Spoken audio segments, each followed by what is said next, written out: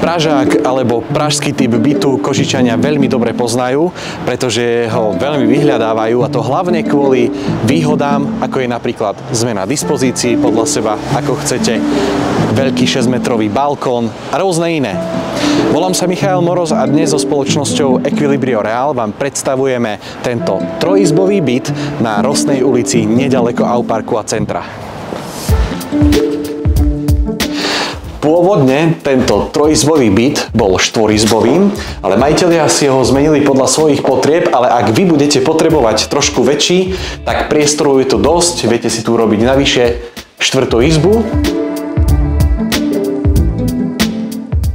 A čo hovoríte na tento otvorený priestor? Spojená obývačka s kuchyňou, na mňa to pôsobí tak príjemne, vzdušne, priestranne. A zároveň tu máte pekné francúzske okno, kde sa dostanete vonku s pekným výhľadom. Byt prešiel staršou kompletnou rekonštrukciou, pri ktorej sa menila elektroinštalácia bytu a taktiež aj murovalo jadro.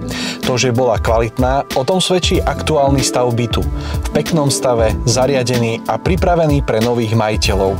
Výhodou je aj 7. poschodie zo 7, ktoré zabezpečuje pokojné a tiché bývanie s dostatkom súkromia. Dobrá občianska vybavenosť je to, čo je potrebné vyzdvihnúť.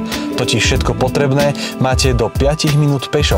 Škola, škôlka, potraviny, MHD zastávka, detské ihrisko vedľa bytového domu.